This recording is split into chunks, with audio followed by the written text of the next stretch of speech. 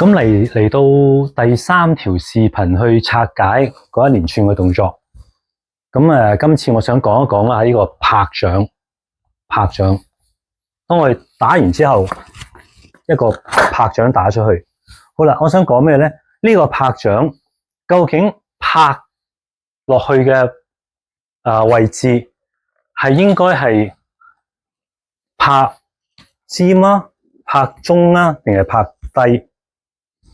咁我嘅理解咧，呢一個掌拍落去嘅時候咧，係一定係用個手枕去拍嘅。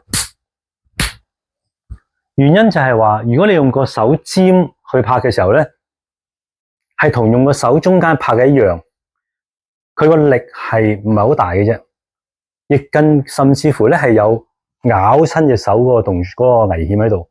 當你咁樣出行力拍落去嘅時候，自然咧你嘅手咧就會好容易會咬親、扭親，同你喺中間一樣，都係會咬親。咁即係話咧，咁樣打落去嘅時候，個力唔係最大，亦都有整傷自己嘅危險性喺度。所以咧，呢個動作咧，應該係用個手踭、個手枕喺呢度拍落去，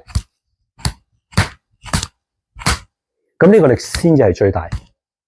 OK，咁呢個係一，就係話拍落去隻手掌嘅位置應該喺邊度拍，唔係喺呢度拍。呢度拍嘅時候咧，就會咬，係咪？係要。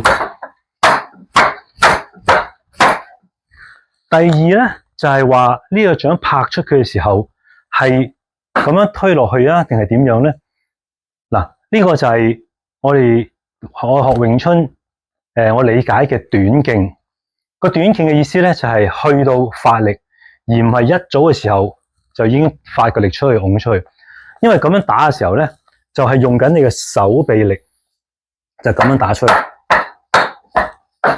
咁係冇話唔得，一樣打到。但係個力度比起詠春嘅短勁咧，就係去到先至去到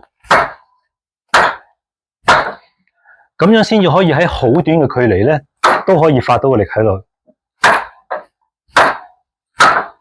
OK， 相比於咁樣嘅力咧，係會唔同。咁咧呢個就係我對拍掌嗰個理解。當你拍人哋嘅手嘅時候，特別係假設我咁細粒。我個子咁少，遇到啲力量型啲嘅對手，佢比我強，比我大力，比我高大，咁你呢個拍手如果拍得唔好咧，你係拍唔開佢嘅手，佢一樣可以照衝埋你。咁唯有咧就係用翻我哋嘅發勁腰馬力，係用個掌，用個手枕喺好短嘅勁嘅時候發落去，咁樣先。咁呢個力咧就唔同。咁就係我對呢個拍掌嘅理解，多多指教。